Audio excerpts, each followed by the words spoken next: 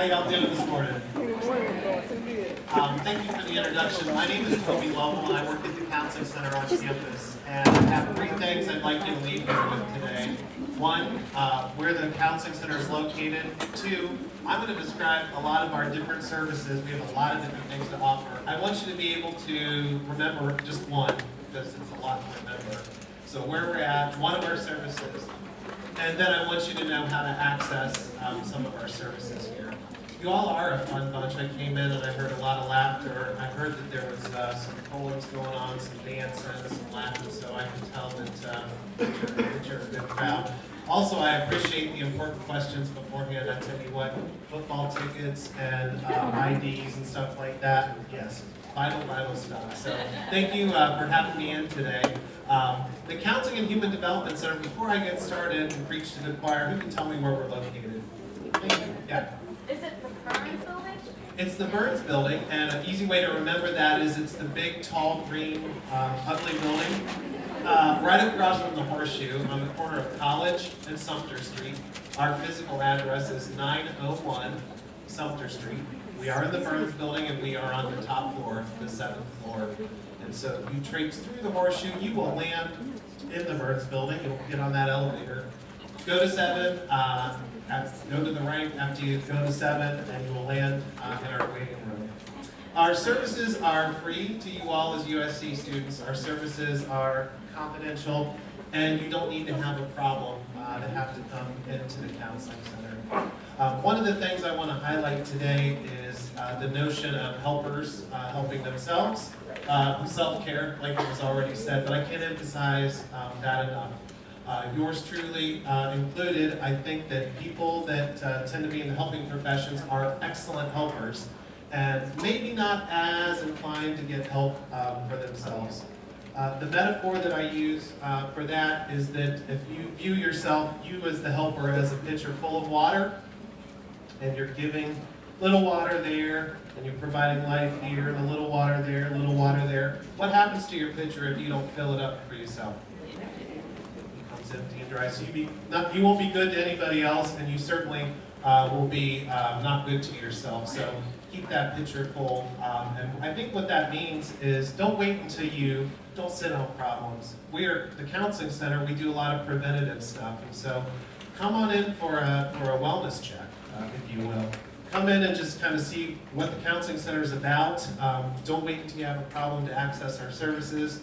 We have a multidisciplinary team at the Counseling Center, so I love social workers. I work with a lot of social workers at the Counseling Center. But we have marriage and family therapists, psychologists. We have access to psychiatric services. We do individual counseling. We do couples counseling.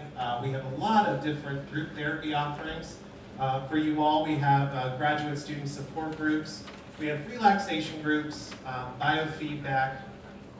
I want to describe a couple services that are under my umbrella. I'm in charge of everything that happens outside of the Burns buildings, called community-based services. A couple things I want you to be aware of. We've implemented what we call Let's Talk sites. Let's Talk is a free consultative service. Students can come to any one of our 4 Let's Talk sites, and it's first come, first served. You don't have to schedule an appointment. You don't have to even give your name. So these can be anonymous visits. You can come and talk to a Let's Talk counselor about anything. If you have a particular problem, concern that you want to discuss, if you're looking for resources, if you're concerned about yourself, concerned about somebody else, go to one of our Let's Talk sites. And again, you don't need to schedule an appointment. If you look on our website, under Let's Talk, you'll see we have 4 different sites. And you can just check one of those out and go at any time. So that's a fairly new service. It's been around about a year, something we're real excited about. The other one that I want to advertise right now is called CCI, or Community Consultation Intervention. What that means to you all is if you are ever concerned about a friend of yours, about any Carolina student, you can call the Counseling Center. And our phone number is very easy to remember, 777-5223. 777-5223, and all you need to do is say, I'd like to talk to a counselor about a concern that I have about a friend. What we can do there for you is provide you, again, a free consultative service to help you help your friend out, if that makes sense. So we are resourcing you to be able to help your friend there. That's a free service, and also, if you don't want to give your friend's name, that's fine too. You can do that anonymously as well. The other one that I will highlight, check out our website. It is new and improved. It's not perfect by any means, but it's a lot better than it was. On our main page of our website, you'll see some icons at the top. We have what's called the Interactive Screening Program, and that's acronym, or the little catchphrase is ISP. What that is a free anonymous mental health screening that any USC community member can take. The neat thing about ISP is it has an anonymous function as well. And so what will happen is you'll take a brief mental health screen, and then that screen will go to a counselor at the counseling center with no information, identifying information, so it's completely anonymous. Based on tabulating your mental health screening, we'll have some feedback for you, probably some recommendations for some resources, some care. At that point, you can dialogue, and it's kind of like texting or an instant message function. Again, that's anonymous. You can dialogue as much as you want to with a counselor about your mental health screening. So check it out, ISP. I think the icon at the top says mental health screening. I think I'm going to shut up at this point. Are there questions about things that I've said so far? Yes, ma'am.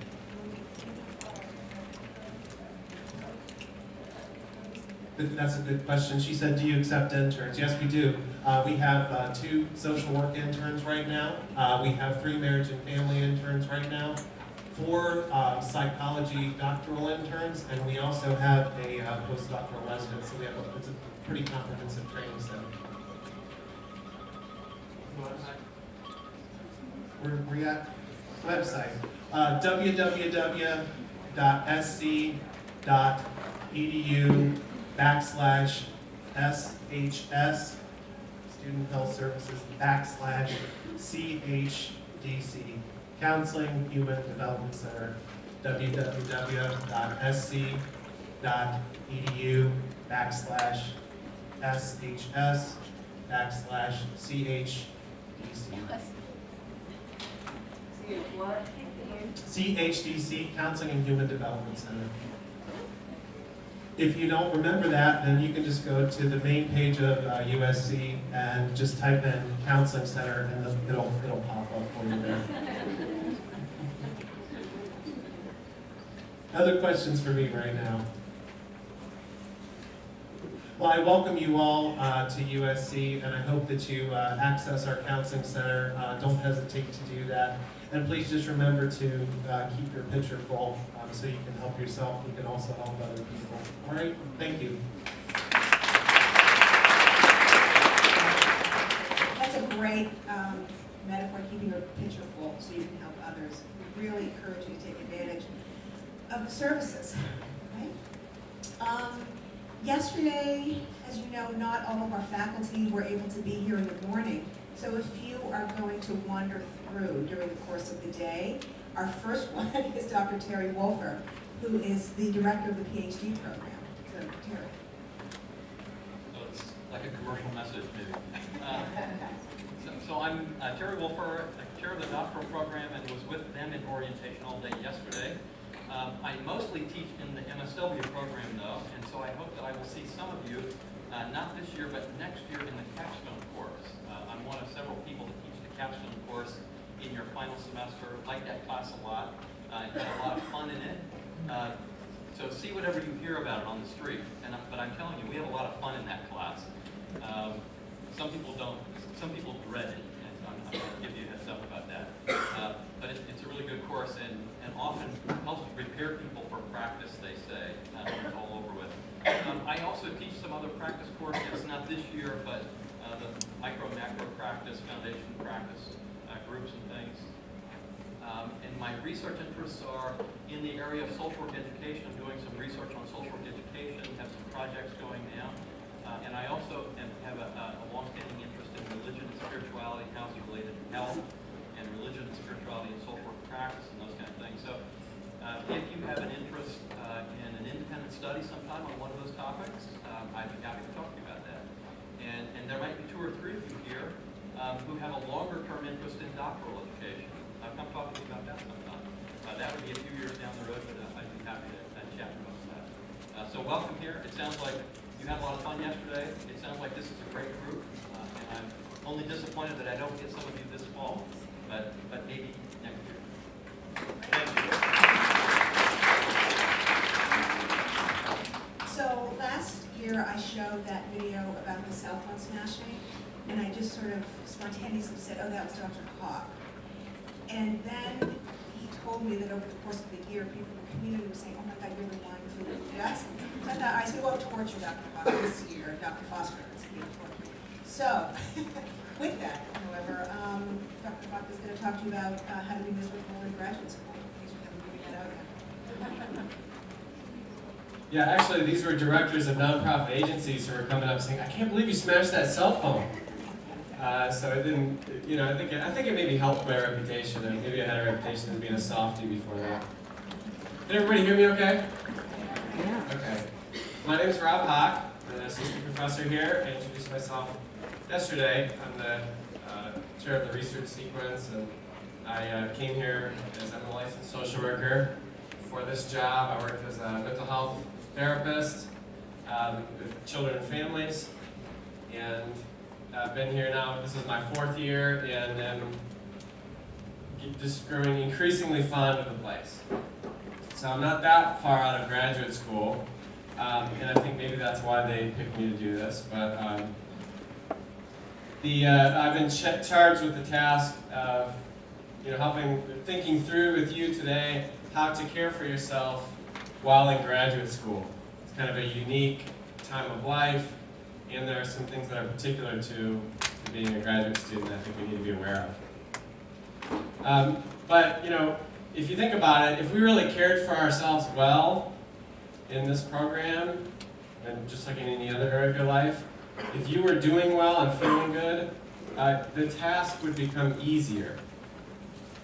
The work would become easier. You'd find yourself succeeding with less effort. And I kind of have a problem with that. Who of you has ever taken the easy way out? Okay, got some hands. So you didn't get here by taking the easy way out, most of you. Okay? And so caring for yourself in some ways, that's going to make this easier. I'm not sure if we want to do that. Wouldn't you be that much more proud of your accomplishment if you had done it the hardest way possible? Yeah. I mean, wouldn't you feel that much more kind of proud of your work ethic if the cards are really stacked against you? I think so. And that's what I want for you. And so I'm actually going to do a little something different today. And we're going to go with this talk. Okay, so if you, if you weren't able to maintain yourself at very high stress levels and be miserable in graduate school, I think it's that much more of an accomplishment if you make it through at the other end. Does that make sense so far? Okay. So let's go over some ideas. I've learned a lot about this, and I think I've got a lot of things to share with you. The first is sleep. So I don't know, 4 or 5 hours a night, I think is what we should be shooting for.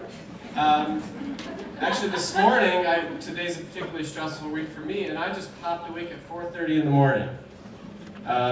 So that's not ideal, except it is for our purposes today.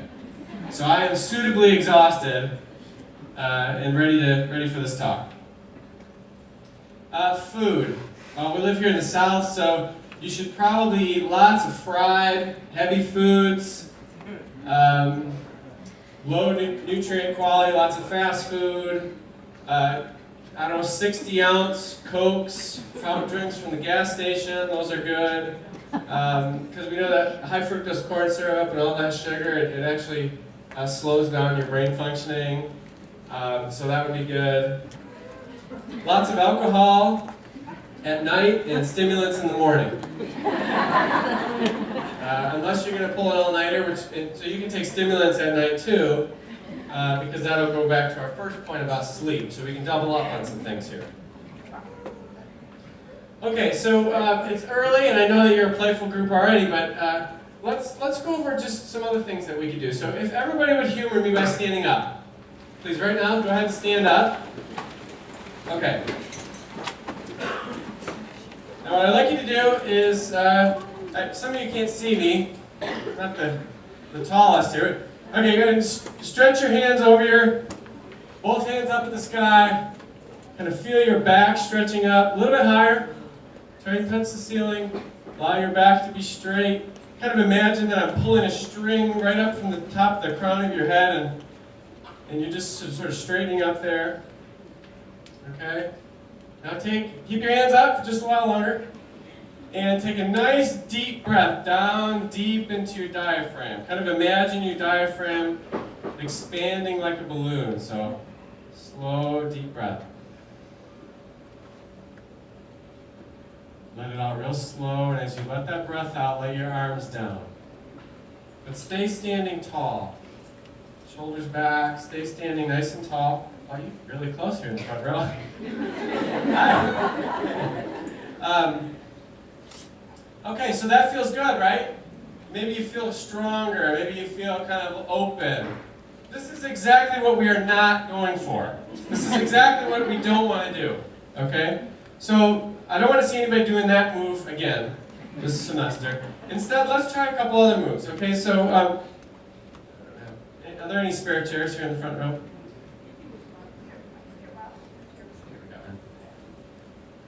Okay, so let's try this move. Can everybody, you won't be able to see me yet. Let's go ahead and sit down. Okay, yeah. Okay, and now most of us probably work on laptops, and so what I'd like you to do is I'd like you to put crank your shoulders up, and get your hands out like this, right? And bend your in front of you, and kind of like lean forward so your neck's back like this, like like you're blinking. Okay, feel that? Feel that? How that kind of tightens up and starts to make your muscles in your back sore. Maybe it hurts your wrists a little bit. Laptops are great for that. Okay, so that's a good one. Another one that you can do is stay seated and just scoot your bottom out to the end of your chair. Okay? And you might cross your arms, but notice how your lower back, notice how that pinches your vertebrae in your lower back, and it kind of makes your neck get this S curve going on. So like this is going to be really good. Watch TV like this, read like this. This will really make sure that you have lower back problems and that the nerves supporting your immune system and everything are pinched off a little more. Sure. Oh yeah. Yeah, like when you're standing. Slumping over, yeah, I'm good at that one. Okay, so we've got that down, and there are probably lots of variations of those moves that you do yourselves.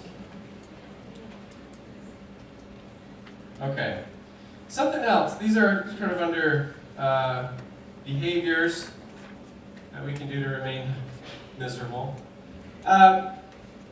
In contrast to what Dr. Lovell said, do not seek help. So, if you're in, or if you do have to seek help, wait until you are in absolute crisis mode. Okay? Until you have lost track of all the things in your life, until your stress levels are through the roof, until you're damaging the relationships that you have, and then maybe you might try and seek help. But no sooner, certainly not sooner. After all, we are those people who need help, right? We are the helpers. Wouldn't you agree? Us who don't need help, and them who do need help. Maybe not. Okay, we're just getting rolling though. We've got a lot more ideas. Let's talk about relationships. Let's talk about our social lives. Okay, so many of you already have very satisfying relationships. People that are very important to you, that are highly supportive of your beginning this program. People who have guided you to be where you are today and have been influential. I'd like you to start spending less and less time with them. Cut them out of your lives, if you can. And let's replace them with a new crowd. And I'll tell you who to look for. You can even look around the room and maybe you can pick these people up.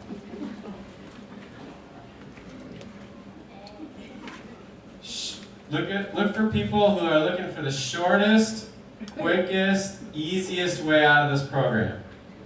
Least effort possible. Start there. Okay? That's very inspiring to be around. Very inspiring. Complainers.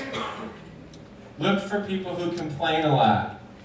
And I saw this all the time when I was in graduate school, you can develop this culture of complaining that perpetuates itself. It initially makes us feel good, like we're part of the club, but then it starts to make us feel more miserable and sucks our energy. So that's good. So look for those types of people. Do a lot of complaining. Let me see, anybody else? Oh yeah, poor boundaries. People with poor boundaries who sort of push themselves on you and ask a lot from you and give nothing in return. Try and leeches, I heard up there. So we're looking for leeches.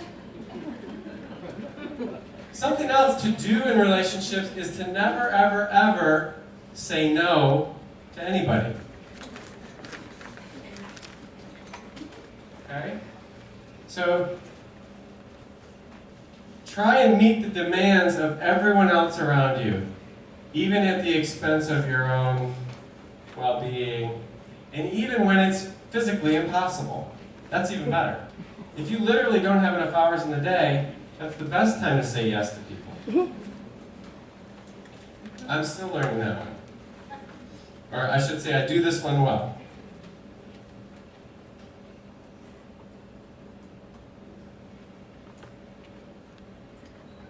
Every time we say yes to something, we say no to something else.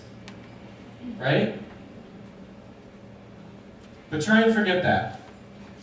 Try and forget that you're limited, and especially limited during graduate school, which is highly time-consuming, and it's a totally new role for most of us. But it takes some adjustment.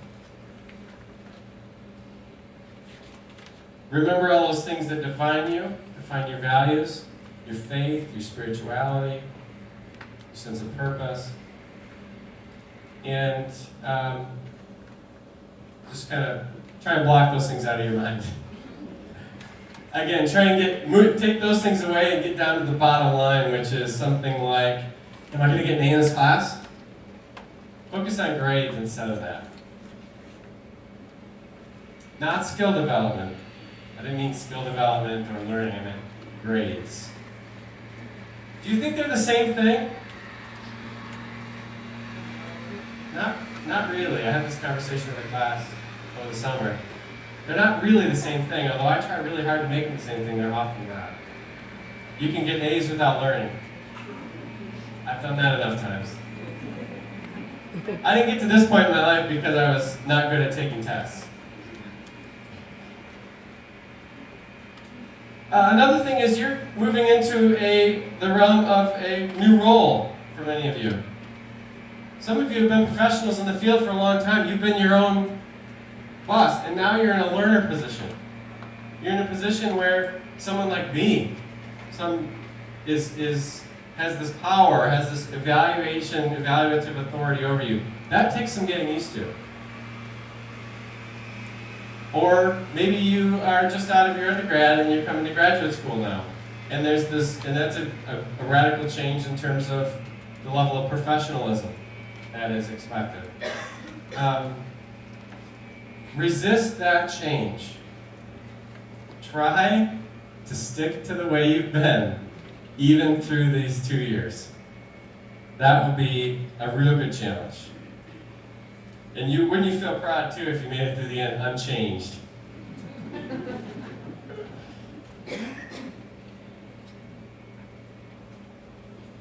Okay, so let's talk about thoughts, what you could be thinking about. Many of you probably have examples here that you could give me, but I've got a few. The reality is, in graduate school, you are fundamentally in a learner role, right? And so that means you're essentially and necessarily in a role of lacking something and lacking something that you're trying to receive, right? Learning new knowledge, skills, etc. But instead of just acknowledging that in a healthy way and accepting that being in a learner role is exactly where you should be, it is a good place to be, instead of that, I'd like you to feel inadequate. Right? I'd like you to hide your lack of knowledge. I'd like you to be self-critical. I'd like you to ask yourself how you got to be so stupid. Okay? Feel inadequate. Eat yourself up. The next thing I'd like you to do, this is kind of a focus thing, but focus your attention and your energy on things that are outside of your control. Okay? Like, I don't know, the enrollment procedures or the admissions procedures at the college, or one of your professors' bad attitude, or I don't know, something like that. Focus on things that are outside of your control. Here's the neat thing about that. The more time and energy you spend on focusing on things outside of your control, the less time you have to work on things that are within your control. And so that just adds the challenge in terms of your energy and time there too, emotional energy. So are we getting the hang of it yet? Yeah.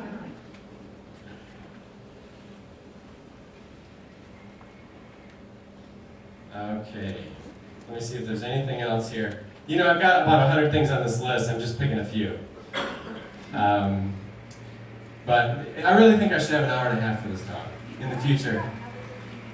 Okay, well, I won't take another 15 minutes. But, yeah, I think that's probably good. I think that's probably enough for today. So, again, my name is Rob Hock, and if you need any additional tips for how to be miserable in graduate school, please contact me. My email's on the website, and by the way, I'm thinking about opening my private practice here in South Carolina soon. I'll give you my cards. Okay, well, thank you for your time and attention, and I will pass the mic back over. Thank you.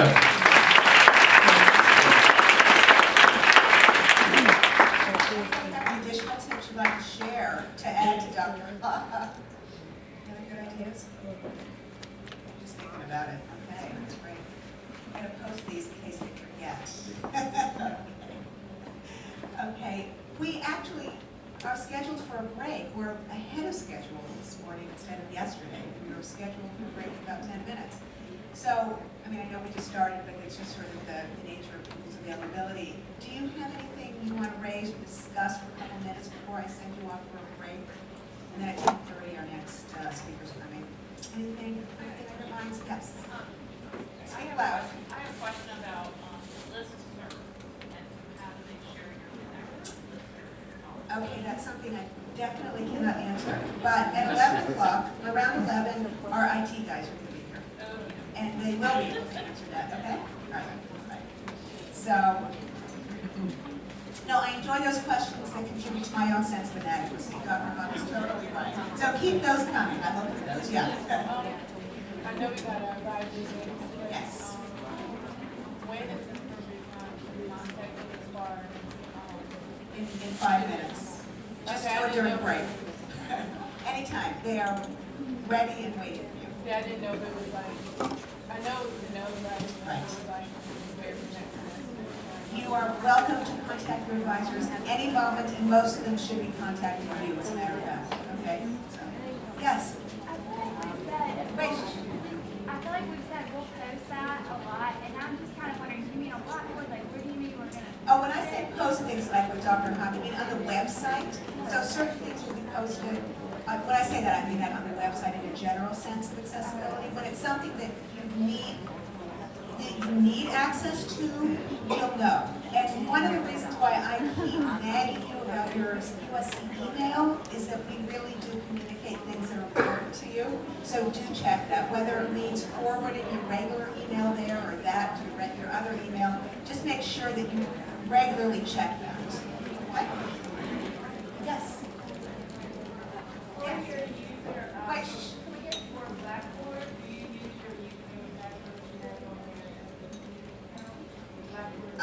I'm going to say yes, but let's ask the IT guys. It's just changed. We're in the throes of it. Faculty and students are just sort of trying to get the new system. So save those specific technology-related questions for when Lee and Dave come. Okay? Oh, they are. Okay. Oh, you know what? Our visitors from the Center for Child and Family Studies are here. So let's continue because we haven't been together all that long, and then we'll take a break after that. How about there was one question in the back, and then we'll go on. Yes, sir. Yesterday we were introduced to a lot of the certificate programs. A lot of them, or all of them, are focused on kind of the individual and family side of the social work program. Are there any in the pipeline that'll add value to the macro Yes, side? as a matter of fact, nonprofit management. I mean, I can't tell you exactly when it will be, but it's definitely on our books. And if you have any ideas, then let us know if there are things that would be of interest. Because the certificates are things you can come back afterwards and pick up. Okay? All right, so with that, hi. Oh, we have more folks than I thought. Yeah. From a whole crew from the Center for Child and Family Studies. So let me just turn it over to you folks, and you can introduce yourselves. Yesterday we had the director, Dr. Hayes, from the Institute for Families and Society. This is another one of our research and training centers at USC, and a lot of our masters as well as doctoral students work with staff and faculty at the center.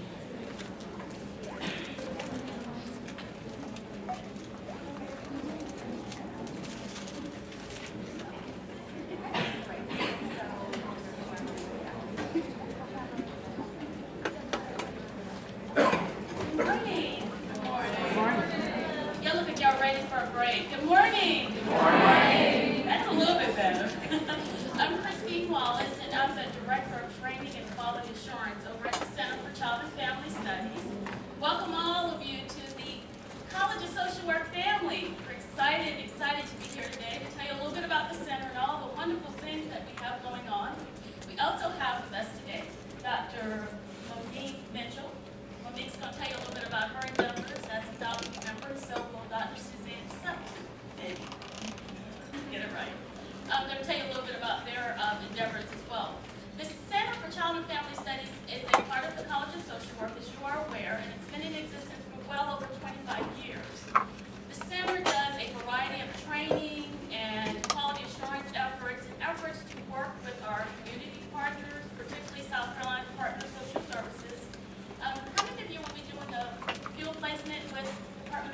Services, anyone?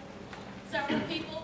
And actually, we'll probably be seeing you as well soon because we actually do training for some of the MSW students as well.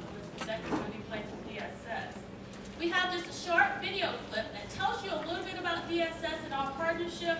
I thought that would be a little bit more entertaining than to have you listen to a voiceover for the next couple minutes. So it's a 3-minute video that tells you a little bit about DSS and what we do particularly with them. We also work with other organizations as well, but right now, DSS is our primary contractor. So that's why we put a lot of emphasis on the work we do with DSS and child welfare in particular. After the video, I'm going to turn it over to Suzanne and Monique, and then we'll take any questions that you might have. Does that work? Sounds good.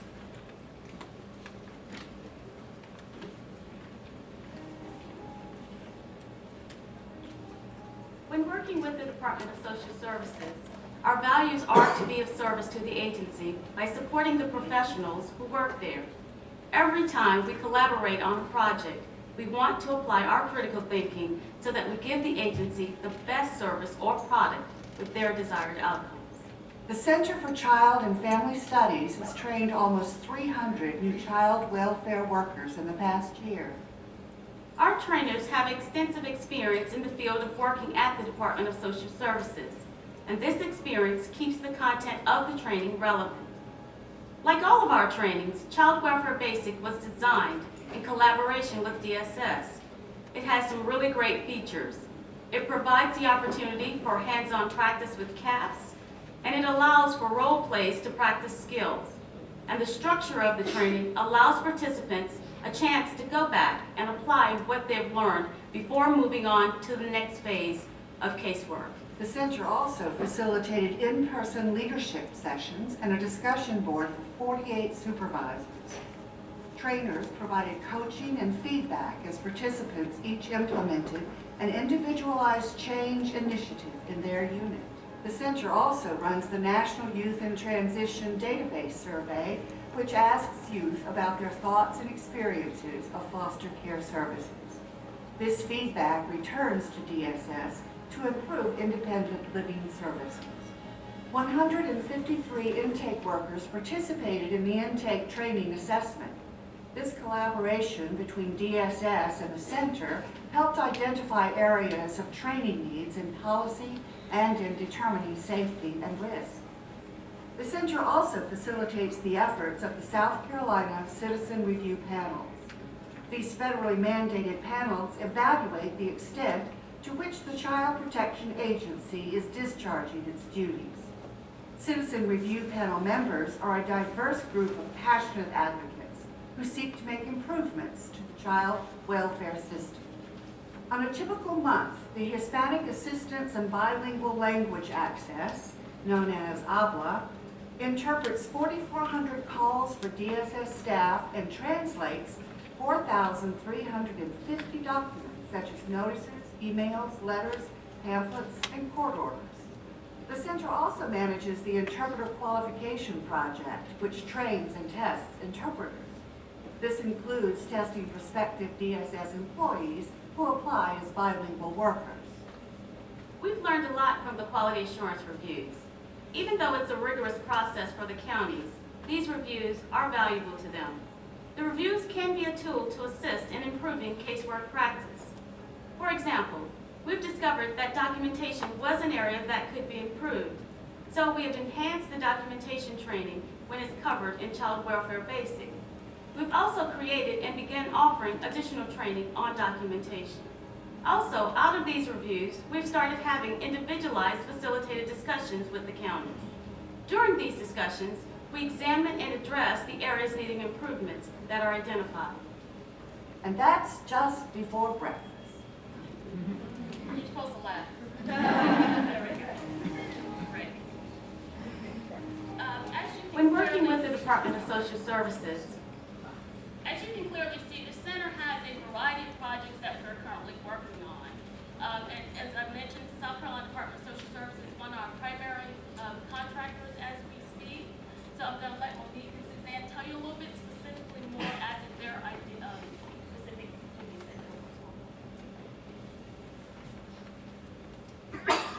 Hi, I'm Suzanne Sutphin. I largely program evaluation at the center. I evaluate the child welfare basic training, and I'm going to look at how outcomes and training have changed over the last 5 years. And I also do the data analysis for the quality assurance process that we run, where we look at case reviews in all 46 counties and report that data to the federal government. I just finished a 3-year grant on kinship caregiving in South Carolina, and currently am writing up some of those findings to hopefully be published to help disseminate the information that we learned about kinship caregivers in the state. Hello, good morning. My name is Monique Mitchell, as Christine was kind enough to introduce me. I am a research assistant professor with Suzanne Sutton at the Center for Child and Family Studies. My work really pertains to older adolescents and young adults in the foster care system. I'm overseeing the longitudinal National Youth in Transition database. We look at youth as they transition out of foster care and their needs and services that are being met and not being met.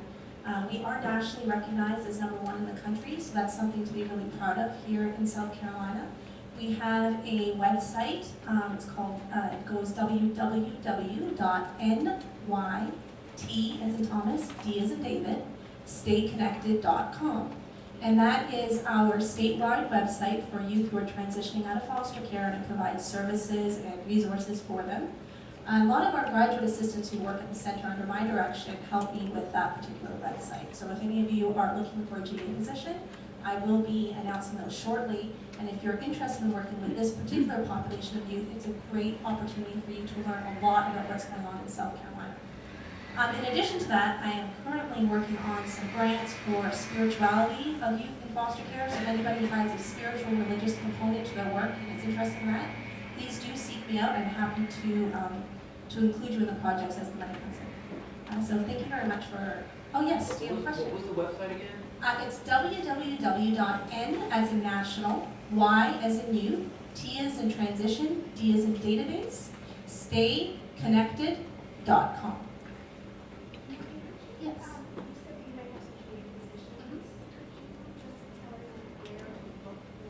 Sure. As the GA positions become available, we will usually send it to College of Social Work student listserv. So keep your eyes out for that. Don't just send those straight to junk. Make sure you check your listserv emails. They're really important. There'll be an announcement there. And you're also welcome to email me. My information is on the College of Social Work website as well as the center website. And just ask, let me know who you are. Send me a CV and say I'm really interested in working in this particular area. As positions become available, please keep me in consideration. I'd be happy to do so. Yes? Do you all work with every county in South Carolina, or? Yes, we do. Yeah, we're statewide. Yes. Does South Carolina DSS have a young adult program, independent living program for children in foster care? Yes. Every state in the country has an independent living program, and actually United, just to give us a little bit of background, is the evaluation of the independent living program in the state. Yes. Do you also work with nonprofit agencies and other placements that would provide more intensive foster care services? Yes, we do. And then you presented the data for the transitional program? I'm sorry, can you repeat that? And so the studies that you're talking about, are they included in the studies? I kind of lost track. That's okay. Yeah, the study, who's in the sample, if that's the question you're asking, is they're all youth who, there's a cohort of youth who are 17, and they can live in a foster home, in a group home, in an intensive foster home, so intensive group home, so all of those different levels are taken into consideration as part of the sample and longitudinal design. Yes? Are the youth in transition homes, are they run by the state, or are they privately funded? These are state-run group homes and foster homes, yes. They have to be in the care of the Department of Social Services. Now, the Department of Social Services does contract out with other organizations. As long as they fall under that jurisdiction, then they're part of the sample. Yes? General DSS question. DSS in Columbia have the health protective services section? Yeah. Did you want to speak to that? We also provide training for that, so I'll hand over to Christine. As well as with child welfare, we also do all the trainings for new staff for adult protective services as well. So yes, we handle that, as well as for economic services, which includes the SNAP format of their training segments, and all of those that involve on the economic services side as well. The center has expanded over the last couple of years. We were only responsible for doing a segmented portion of trainings for DSS. Over the years, the Department of Social Services actually removed its internal training section, and the bulk of those training responsibilities then came over to the center. Most of our staff, we have about 85 staff that now work at the center. We've grown tremendously over the last couple of years. And our staff has background working at the Department of Social Services as well as, you can see, some faculty as well. We also have a really dynamic computer information technology segment as well, because our trainings are not just in classroom, but we also do online and a blended learning concept with them as well. So if you're also looking for GA responsibilities, we mentioned shortly a little bit about quality assurance. That's another part of what we do with the Department of Social Services, is that we also have that segment where we actually do reviews in the county offices, where we look at the practice and performance of county staff. And it's not just looking at what the workers do, but it's a systematic approach. So we look at the court system and overall how the state is performing as it looks at well-being, safety, and permanency for the children in our state. As you can see, we have a lot of really exciting and interesting things going on over at the center. Any other questions? Do you want to say where you are, maybe? Sure. You may know where the Vincent Theater, yeah. We're located in that building. It looks like nobody's there, but actually, we're all there. All 85 of us, we're in that building over at the Vincent Center. Across from the Prados, another reference. Another good place for lunch. Any other questions? What street is it? The actual street address is Bull Street, but it's off of Pickens. That's your easiest reference point. It's off of Pickens. Thank you so much.